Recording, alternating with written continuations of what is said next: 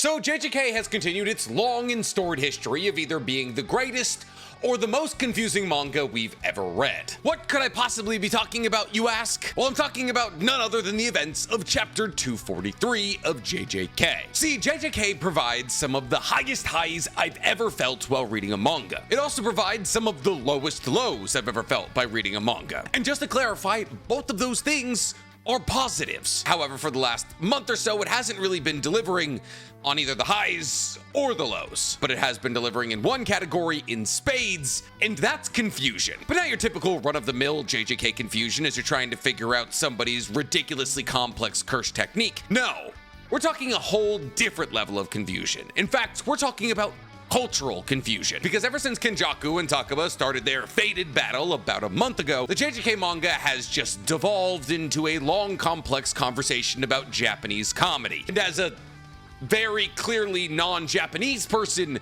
boy oh boy has it been going over my head. And it's only worse when you read the leaks. Because not only do these jokes not make sense in English, they make even less sense in broken English. As a lot of Japanese comedy relies on wordplay and also references that I just straight up would not understand. And therefore, directly translating those jokes into English or just trying your best to translate them so you can get these leaks out as fast as possible isn't gonna give you an understandable dialogue. And thus for the last 3 or 4 weeks of JJK, I've been reading it kind of like this. And boy oh boy, was that exactly what I was doing for this chapter until the end. Because now I'm almost entirely convinced that Gege was trying to lull us into a false sense of safety as we forgot the severity of the battle that was happening. And just as we were falling asleep at the wheel that was reading this manga, oh no, there's a Mack truck heading in the wrong direction. See, I don't think anybody was under the illusion that Takaba was going to be the person to wipe Kinjaku, the main bad guy of the story, off the map. And if you were, I mean, I guess good for you. However, this chapter revealed to us that Takaba doesn't have the ability to kill, but Yuta does. And thus, after inarguably the most confusing 12 pages of manga I have ever read,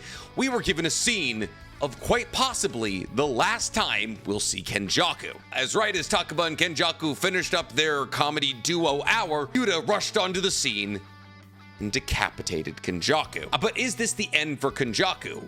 Most likely not. Well, a decapitation would definitely slow the roll of any other character in the story. For Kinjaku, it might just be a mere speed bump, especially when considered the last line that Kinjaku utters this chapter. So yeah, an insane amount happened this chapter, and all of it happened in the last 3 or 4 pages. And today, we're going to be talking about this chapter, and more importantly, the possible repercussions of what it could do to JJK's story down the line. Because Kinjaku said that his will would be inherited.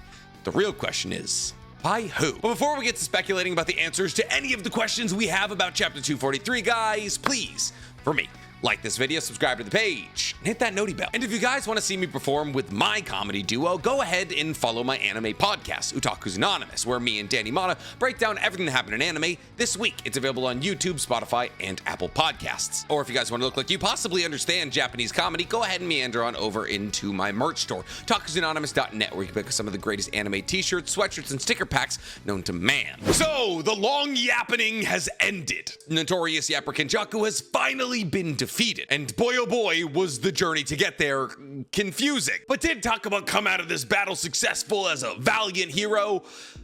Not really, because while Kinjaku does technically stand defeated after his battle against Takaba, it's more of a tie, as there's a possibility that Takaba also died at the end of this chapter. See, like I've already stated, the first 75% of this chapter is Japanese comedy nonsense. It's just a bunch of one-liners whose punchlines don't make any sense to us English speakers that just somehow rapidly transition to them doing full bits that make no sense whatsoever. I don't understand Japanese comedy, JJK hasn't helped me understand Japanese comedy, and I probably never will understand Japanese comedy. I love that they have it. And for the last couple of chapters, this has been what we've been dealing with, Japanese comedy, which is actually kind of refreshing to see because it really reminds everybody who lives out of Japan just how little manga is written for us. Gege, the author of inarguably one of the biggest manga on earth currently, was like, yeah, this is only going to make sense in Japanese, and everybody else, I don't know, figure it out. Whether you read your manga in English, Spanish, French, Chinese, as long as it's not Japanese, Gege and the majority of the manga and anime world do not care about you. And I think that's kind of funny. And thus, since this chapter started off in the way that so many recent chapters in JJK have started off, and that is just Kinjaku and Takaba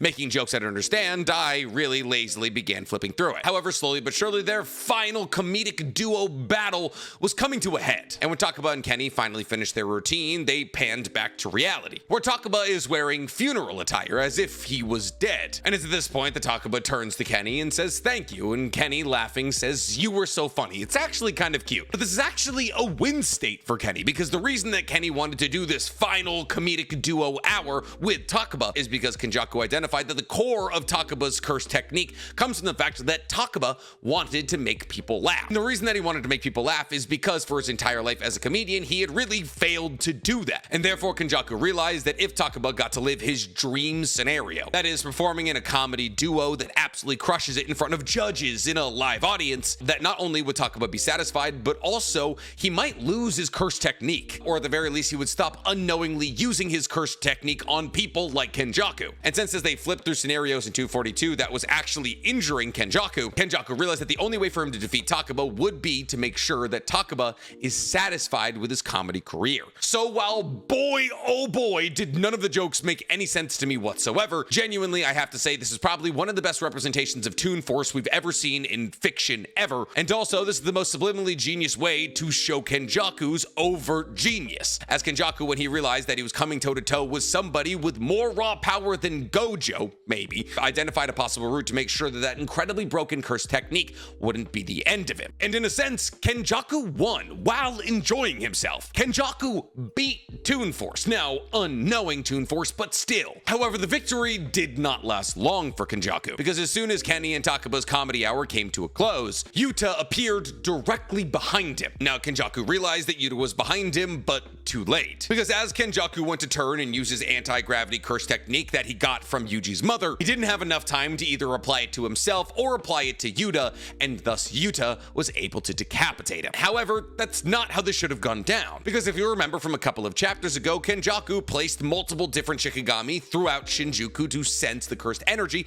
all throughout Shinjuku, and therefore Kinjaku would know if anybody tried to leave Shinjuku, especially Yuta, who has the most cursed energy out of anybody still alive. Out of anybody still alive that's not Sukuna. Well, actually, Yuta has more cursed energy than Gojo. Especially now, but like he did when Gojo was alive too. So he just has the most cursed energy out of anybody outside of Sukuna. And therefore, if there was one person who couldn't leave Shinjuku without Kinjaku's detection, it would be Yuta, the only person who posed any kind of threat to Kinjaku. Therefore, Kinjaku, as his head is tumbling towards the ground, is puzzled about how he would not be able to identify Yuta leaving Shinjuku. And it's at this point that Kenny realizes that the reason he didn't notice it is because Takaba didn't want their comedy hour to be interrupted, which is another absolutely insane application of Takaba's Toon Force, as not only was Takaba able to create a crowd of people, judges, a mic, an entire stadium for him and Kinjaku to perform in, but he's also able to get Kinjaku so immersed into it by forcing his imagination to manifest as well, that not only did Kinjaku not notice the fluctuation of cursed energy in Shinjuku, he may not have even had the option to notice, unless it was revealed that it was the plan from the start to have Takaba go to Kinjaku to distract him, and then have Yuta slip out of Shinjuku whenever Kenny was distracted by Takaba, so Yuta can attack at an opportune moment. And the reason this is the plan is because it was revealed by Yuta that Takaba can't kill people. Whether that's because of how his curse technique works, or just because he himself wouldn't want to kill anybody, we don't really know. And unfortunately, we may never know, because as Kinjaku's head is falling to the ground, he's looking over at Takaba and he's going, "Oh, you didn't want to be interrupted." And Takaba is laying there in funeral clothes with his eyes closed. And therefore, either Takaba is so happy he could die and therefore he manifested funeral clothing, or Takaba, upon the completion of his lifelong goal, used curse technique to kill himself. Because it's not like Kinjaku landed any blows on Takaba. He just gave Takaba exactly what he wanted. And maybe the reason that Takaba's curse technique was so powerful in the first place is because there was a binding vow that if he ever got what he wanted, he would use his technique to kill himself. And therefore his technique was made immeasurably strong because Takaba knew deep down that he would never be able to play to a massive crowd of people who all found him very funny. And thus the impossibility of the binding vow while also putting your life on the line was what allowed Takaba to have Toon Force-like abilities. But now that Takaba has achieved what was said in that binding vow, Takaba has passed away using his own curse technique to end his life. But that's not nearly as important as what's going on with Kinjaku. Because as Kinjaku's decapitated head lays there on the ground, holding a conversation with Yuta, mind you, he goes, "Oh, what a shame. I was halfway done." As in, I'm assuming halfway done to eliminating all the members of the culling game and therefore being able to merge all of Japan with Tengen. But then Kinjaku finishes off chapter 243 by saying, "But my will," and will is in quotation marks, "will be inherited." And this is suspect. Because here's the thing, there's a couple of problems to address straight out the gate. One, we established 2 chapters earlier that if you're attacked in the neck, you can no longer use reverse curse technique from your neck down. And while a lot of people thought that the reason that this information was being reestablished in, I believe, chapter 241, or whenever Kinjaku killed reverse curse technique body part explosion guy Hazenoki, was because the majority of Gojo's torso was still intact when he got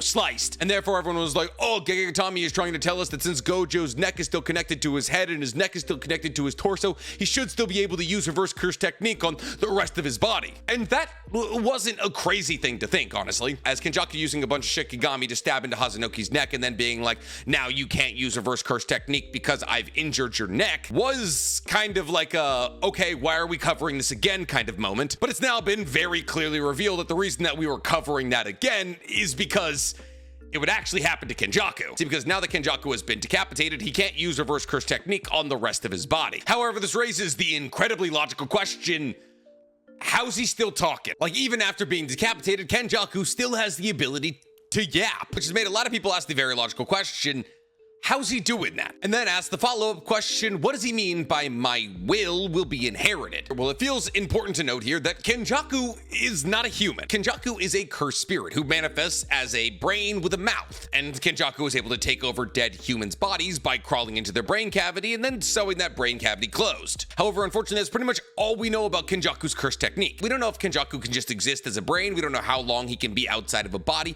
We don't even know if his body dies, it kills him. See, because as it currently stands, Geto's body is probably hosed. Kenny can't use reverse curse technique to fix Geto's body, which is probably why we established with Hosanoki that reverse curse technique doesn't happen once the neck is damaged. So the Kinjaku that we know as Geto is probably gone. But does that mean Kinjaku is gone? Well, currently as it stands, we don't know, but we do have theories. Specifically, I have 3, and I'm gonna be straight up real with you guys. I don't love any 3 of them, which is why after you finish today's video, I want to hear what your theories are about who will inherit Kinjaku's will. But the first and most obvious answer to me as to who would inherit Kinjaku's will when he was laying there yapping on as a decapitated skull was Yuji, because as it currently stands, I am racking my brain to think of people that are connected to Kinjaku in any meaningful way. That is to say, I'm racking my brain to think of people who would sympathize with Kinjaku's cause enough that they would pick it up for him after his death. And while I don't think that's Yuji, as there's absolutely no way that the Yuji that we know would ever decide to assimilate the entirety of Japan's population with Tengen. When it comes down to people who are deeply connected to Kinjaku, Yuji definitely fits the bill. I mean, Kinjaku is Yuji's mother. Kinjaku took back shots from Yuji's dad and gasped when it slipped out and grabbed it and put it back in, all to create the perfect vessel for Sukuna. However, we're not even entirely sure if Yuji was created to be the perfect vessel for Sukuna or just the perfect vessel. See, because as it currently stands, we don't even fully understand what Yuji's curse technique could be. But based off the colorized images we've seen of his arm, people hypothesize that Yuji now has the ability to become the vessel of any entity he consumes, which is why people believe there's a possibility that he somehow consumed a part of Dagon and got Dagon's arm. And considering the fact that some people believe that this is also one of Sukuna's abilities, there's simply the possibility that Yuji, over the time that he was Sukuna's vessel, absorbed enough of his cursed energy to get his cursed technique. Ever since Kinjaku was personally involved in the creating of all of the Death Womb paintings and was especially involved in the creation of Yuji, who's also a Death Womb painting, it's a possibility that a little of Kinjaku lives on in Yuji full time. In fact, I mean, genetically, one could say that at least 50% of Yuji is Kinjaku. And while Kinjaku probably doesn't inject his genes into the body of Yuji's mom, his cursed energy most definitely does exist in Yuji. And that's the possibility that after Kinjaku's death, he'll be able to activate that cursed energy in Yuji and manipulate him from the grave, because really that's the only way I see this happening. I don't see Yuji going to Kinjaku or Sukuna's side, unless somehow Sukuna pushes Yuji over the edge and kills everybody he loves or something like that. And thus, because assimilating the entirety of Japan's population with Tengen would technically make everybody a sorcerer of kinds and get rid of cursed spirits and therefore get rid of Sukuna, that Yuji would go along with Kinjaku's original plan. But even that feels like a massive stretch. Like, we don't fully really understand what assimilating with Tengen will do. Like, there's a possibility it is a mass extinction event, but there's also the possibility that just awakens everybody to cursed energy. And if everybody was awakened to cursed energy, they'd no longer leak cursed energy, and then cursed spirits would not only get weaker, but also just die off in entirety. So it's a possibility that Yuji, getting so fed up with the concept of Sukuna being around and being undefeatable, decides to assimilate everybody with Tengen. Once again, I just don't see that happening. But unfortunately, the most direct line that I can draw from Kinjaku to anybody would be Kinjaku to Yuji. Now, there is another answer that feels somewhat more obvious, but also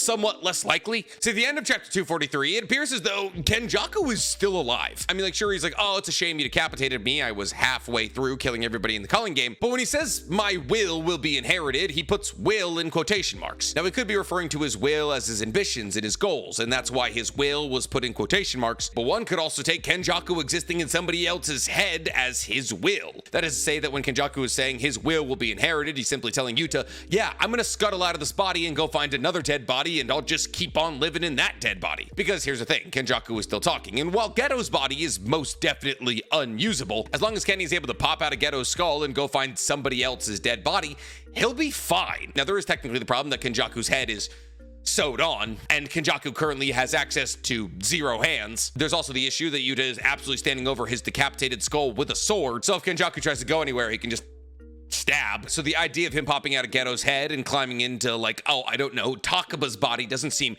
hugely likely. But then again, Kinjaku was able to switch into Geto's body when Geto died, and while we don't necessarily know if Kinjaku did this as a brain or Yuji's mother or some intermediary host, to me, at least, it doesn't seem like Kinjaku's dead yet. Now, if hypothetically Yuta had decided to split him down the middle, yeah, I would believe Kinjaku was dead, because then Kinjaku, the cursed spirit, would have been injured, not just Geto, the body. But I really just can't figure out how Kinjaku would get out of the current situation he's in with Yuta standing right there. And mind you, it's not like Yuta doesn't understand how Kinjaku's ability works, as both Chozo and Gojo, who have been with everybody else, were fully aware of how his abilities work. But who knows, maybe Kinjaku will be able to slither out of Geto's body and pop into Takaba's, which would be absolutely insane. I mean, one of the key fears that everybody had after Gojo's death was that Kinjaku was going to take his body. However, Kinjaku is now miles away from Gojo's body, and he's definitely not in any moving shape. And for a long time, I believed that Kinjaku was going to take over Gojo's body because I thought it would be a really cool and really dark twist. And also that it would just simply make sense for Kinjaku to take over Gojo's body because he died,